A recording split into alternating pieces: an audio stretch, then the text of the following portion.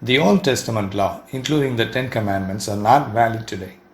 Many Christians don't understand this fact, and they believe that even the New Testament believers still have to keep the law, which includes the Ten Commandments. When we explain biblically that those laws are no longer relevant today, some people acknowledge the truth and accept it. However, even those Christians are puzzled about one thing.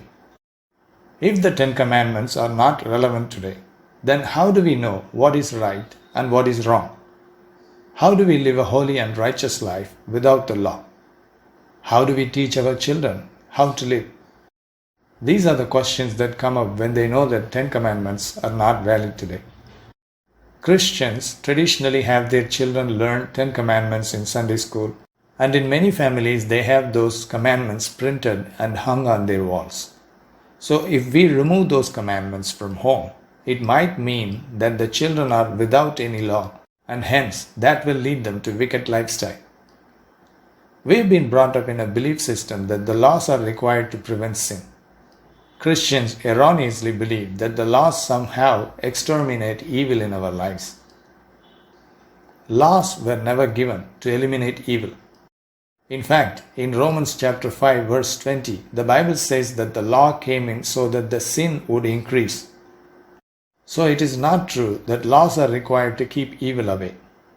When the law came, people's sin were exposed more brightly and hence they were condemned because of the law. More than that, in many cases, laws led people to sin greatly. We will see an example in the Bible that a certain man sinned more gravely because he was under the law, and another man lived holy because he was not under the law. King David was under the law. He lived after the law was given, and he was an Israelite who was very much subjected to the law. We all know the grave sins that he committed. He abducted a woman who was the wife of one of his employees. He forced her to commit adultery with him. Then he murdered her husband to hide the adultery that he committed. Do you know how many of the Ten Commandments he broke? He broke 5 of them. He broke the second tablet that God gave Moses. You shall not covet, you shall not lie, you shall not steal, you shall not commit adultery, you shall not murder. He broke all these commandments. Do you believe that the Ten Commandments are required to prevent sin? Do you believe that laws lead people to live holy and righteous life? Absolutely wrong.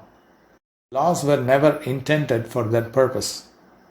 David was under the law and he still committed all these crimes. To be precise, he committed all these crimes because he was under the law.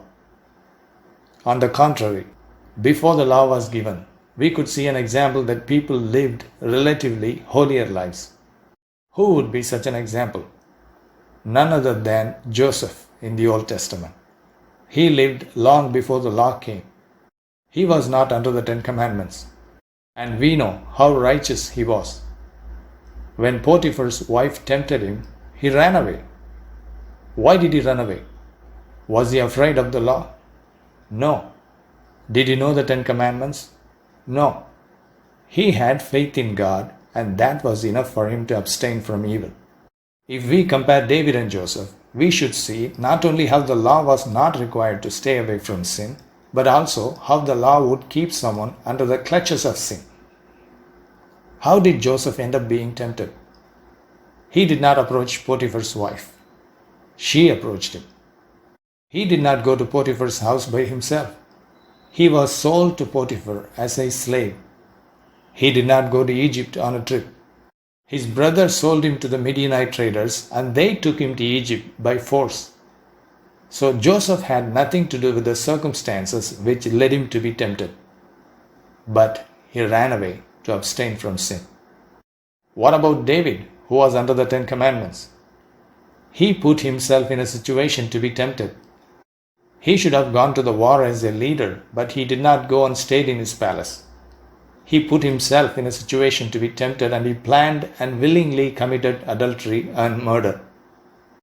Joseph was not under the Ten Commandments and David was very much under it. See the difference between these two men? The one who was not under the Ten Commandments avoided the situation where he could sin, and the one who was under the Ten Commandments led himself to the situation where he could sin, and he sinned most gravely. So, law never keeps you away from sin. The only thing the law can do is to condemn you when you sin. So please don't teach your children 10 commandments. Now again the same question comes up. If there is no 10 commandments, what should we teach our children? Teach them about grace. Teach them about God's love, which was displayed on the cross. Teach them about Jesus. That will be sufficient for them to live a holy life.